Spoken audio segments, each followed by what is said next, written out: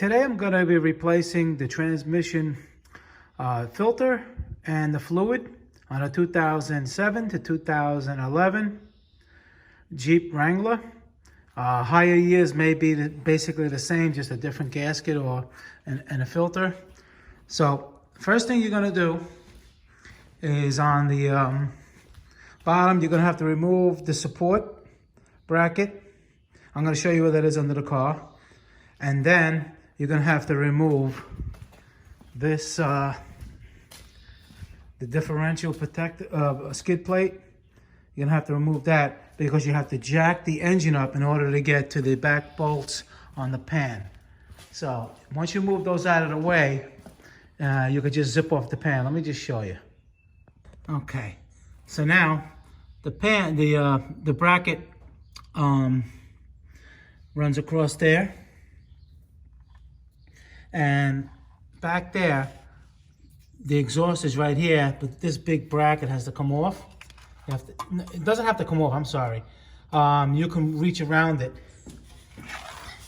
You have the differential right here. There's a plate here. I lifted it, so as I lift it, watch, I'll show you. See over here that it's a problem with the bolts and over there. So when you're lifting it, I'll show you, do it with my hand. A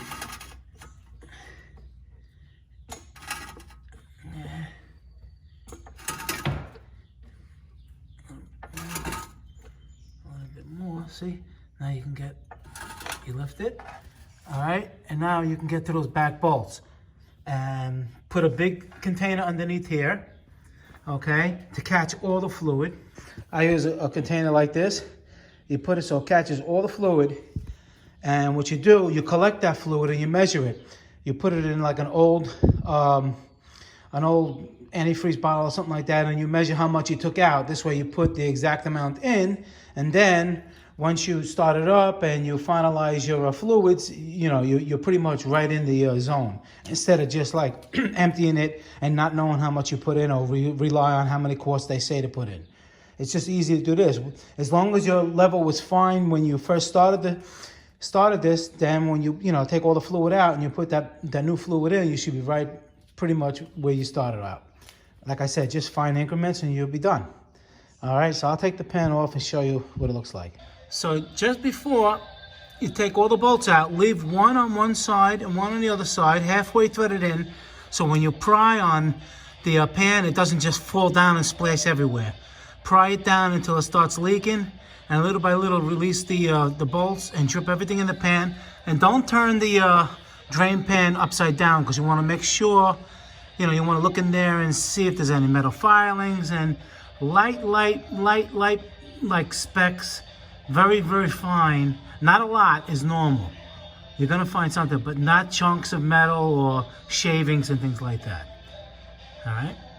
I'll show you what it looks like when I take it off.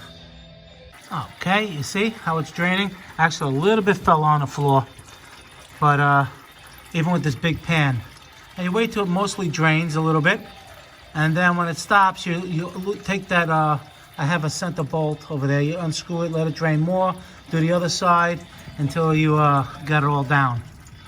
Because there's no drain plugs on these, which would be very nice. I probably will. I don't know if I'm going to install one. I don't have the time, maybe not now. Okay, I took the pan off.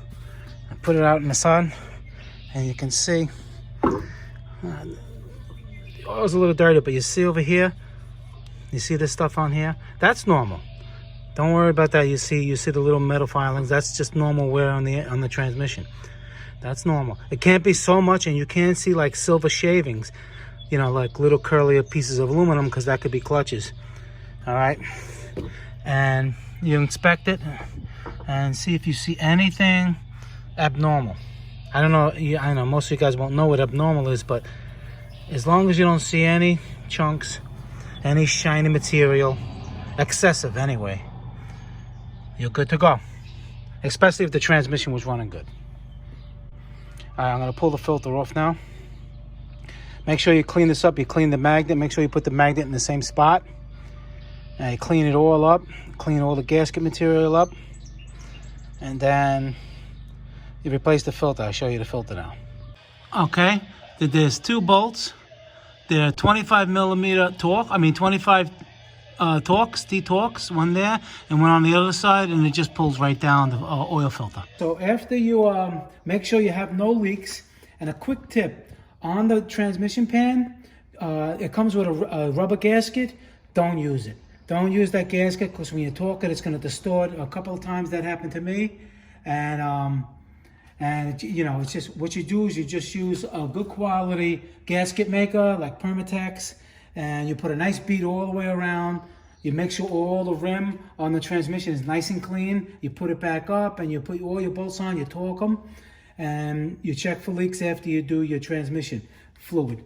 Now, this is the old fluid that I came out. You can see right here, I put it in a container, and it's showing about 5 quarts. This is 6 quarts, so it's showing about 5 quarts of oil.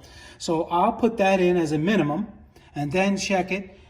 And you want to make sure if the car is cold, you're in between the low and high mark of the cold. I usually put it at the high mark of the cold, when the engine is cold. And then you check it again when the engine's hot.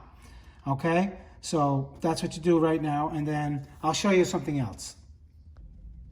Okay, so once you got that approximate fluid in the car, like I just showed you in the transmission, what you're going to do is start the car up, put your emergency brake on, put the car in neutral, and then hold the foot on the brake and put it in 1, count to 10 seconds, put it in neutral, put it in 2, count to 10 seconds, put it in neutral, put it in drive, count to 10 seconds, put it in neutral, put it in reverse 10 seconds, put it in neutral, put it in park, then put it back in neutral with the emergency brake on, and then check the fluid. Okay, the car is cold. It should be between the low and high mark on the cold side. I guess there's 4 readings on the dipstick. Okay, so you're gonna probably doing it cold. It should be in between the low and high mark on the cold. All right, and then you keep doing that, and every time you add fluid, you keep doing that procedure I said, because what that does is inside the transmission, all the different circuits in the transmission, it's going to circuit 1, 2, drive, neutral, reverse, and park, and then put it back in neutral again. And you do that until it's at the full mark on the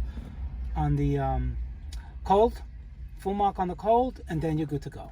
And then again, you drive the truck, make sure nothing funny with it, and go underneath and check the pan, make sure it's not leaking again. If everything's good, you're good to go. Okay, this is Motorcar Nut.